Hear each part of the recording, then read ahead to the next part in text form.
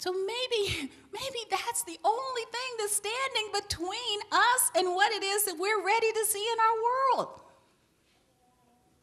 Maybe it's time for us to talk ourselves back into what we've been talked out of.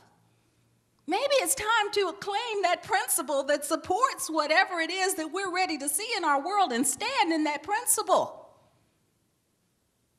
And say like Paul, I will not be moved.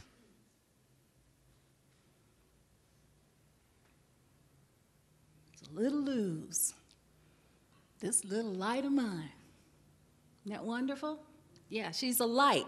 And she's also a teacher. And she's a teacher with a purpose. We talked about purpose the other night in class. And sometimes I think we understand what our purpose is. Sometimes we don't. I don't know whether she does or not. But she is definitely a teacher with a purpose, because at 12 hours old, she became my teacher. At 12 hours old, she woke me up. See, I could not read that story and then go back to being the same person. Yeah, I know. Amen. I know, she was my teacher. Imagine being a teacher at 12 hours old. At 1.5 pounds, she was saying, I can live for 12 hours in a cold sealed box. Wow. Doesn't matter that I showed up 3 months early. Or maybe it wasn't until that moment of being touched by her mother that she was even actually born. I don't know. I don't know what that was, because Ernest Holmes tells us in the textbook, he says love, and I'm talking about mother's love now, but he said love is a cosmic force whose sweep is irresistible. Maybe that was enough, just that touch. See? But that's what's so beautiful about the story, because our answers can range from 5 medical professionals who made a huge mistake, to how long someone can live in a cold sealed box without air, to the power of love, and I don't know, maybe even a resurrection. Wow. Maybe even a resurrection. Because you see, something happened on April 3rd, 2012. Something happened. See, what do you see? What will your consciousness allow you to see? Because something happened. See, how open are you to what you see? How far will you allow yourself to go with what that is? Dr. Ernest Holmes says, it all depends on our degree of illumination. He tells us this is a contact with reality which all people arrive at to some degree. We find that people who spend a great deal of time in prayer, meditation, or communion with the Spirit gradually take on a new atmosphere, a new sweetness, a light which all people sense. And as Plotinus said, this is a gift which all men have, but which few men use. It's in every one of us. Every single one of us. How much light are you allowing yourself to see? Deepak Chopra tells us all that matters is how open we are to the answers that are being presented. What is he saying? The answers are here.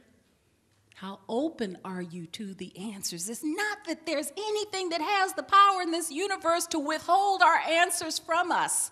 That's a total impossibility. Spirit is as instant as we are. So if that's the case, if there's any withholding done, where would it have to be done? Within us. There's that part of us that's not willing in this moment to renew our minds, to open the possibilities that at one point were maybe impossibilities to us. But with the new information that we have, to be able to consider those possibilities now. And one of the things that I find, you start thinking about light, I think it's easy to really understand what this cosmic light is that I'm talking about this morning if we can first understand darkness. What does darkness really mean? I think our darkness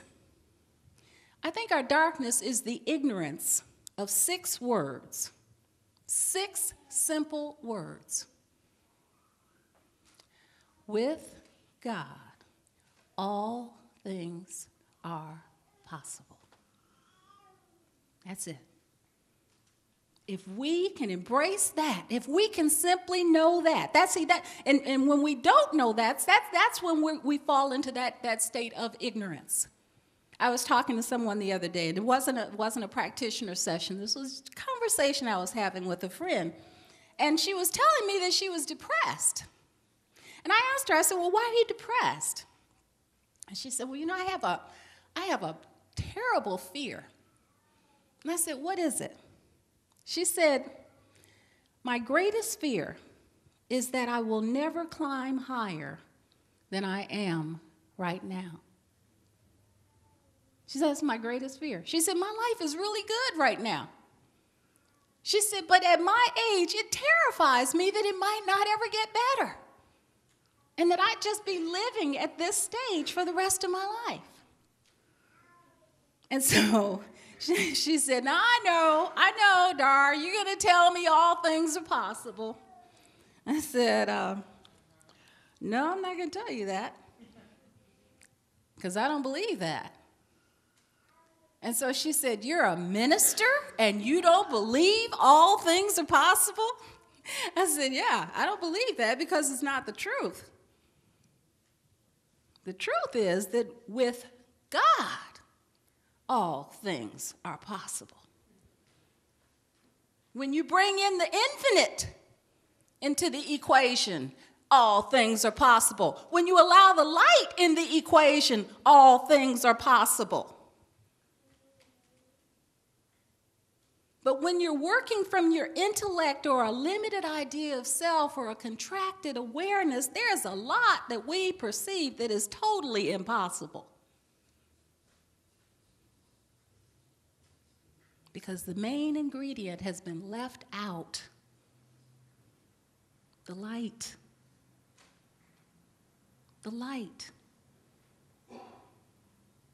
See, we all move through life doing what we know how to do. That's what we do. We all move through life doing exactly what we know how to do, and yet every single one of us hits the wall of that paradigm at some point. Every single one of us hits a wall where we begin to recognize that there's something that I'm ready to have in my life that I don't know how to do. There's something that I'm ready to have in my life that goes beyond the scope of my understanding. And it's at this point that we have to turn to the light. See? That light that is invisible, that light that's intangible, and that light, though, that every fiber and cell of our being knows that it is absolutely real. How many of you know that? It's real. How many of you? I want to see. Okay, it's real. This isn't imagined. There's something in us that knows that there's greater here. There's something in us that really and truly wants to trust this greater. And life positions us so that we can make that choice to embrace the light. It happens to every single one of us. But we have to believe what we haven't seen. So when I'm given a diagnosis that I don't like, I don't know how to heal my body. And yet, something within me does. Something within me does, and that something is the light beyond our darkness. It's here. It lives in us. When I lack something that I really need right now, I don't know where it's coming from, but something in me does. And that something is the light beyond our darkness. Yeah. Woo. Don't you love those amens in the audience? Yeah. Okay. See, and when I'm depressed and hopeless, I recognize hopelessness is a clue. When I feel hopeless, powerless, something in me knows, Dar, you're not looking high enough. You're not looking to the light. Wake up, there's a light here, a light that transcends this darkness. Turn to the light, Dar. Dr. Ernest Holmes told us in Cosmic Light, he said, we need to break through our habitual thought patterns, which repeat themselves with a monotonous regularity. We could not do this if there were not a transcendent pattern for us, if there were not a light beyond our darkness.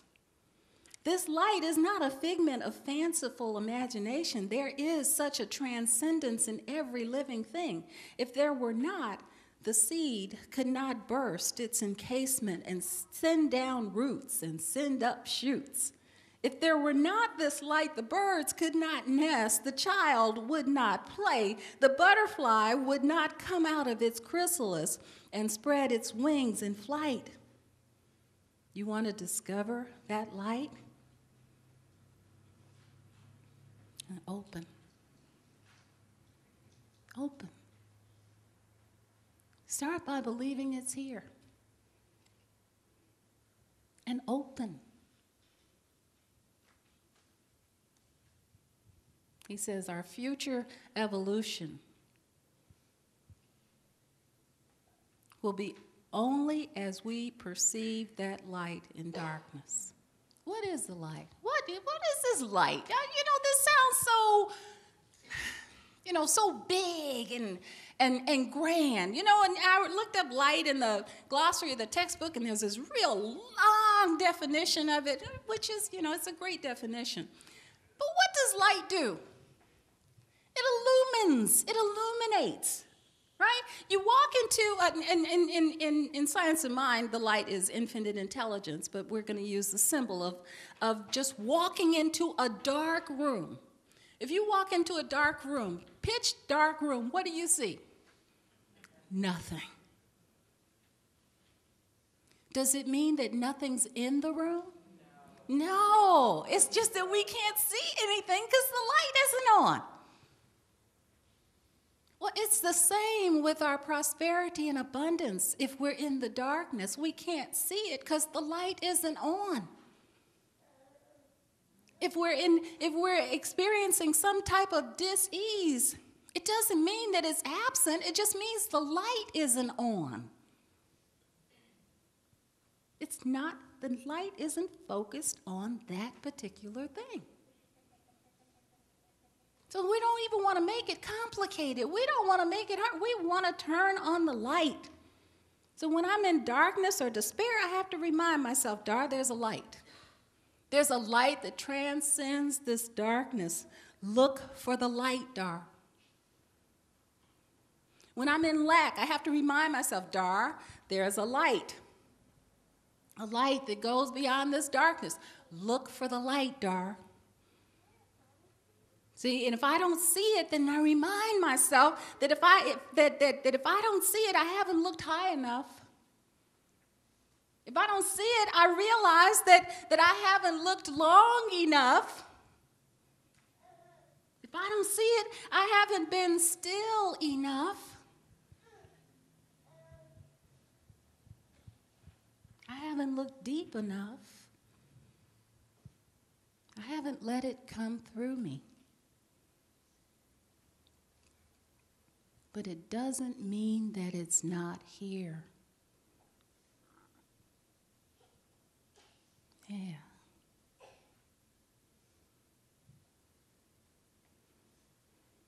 So I want to thank little Luz for her message this morning,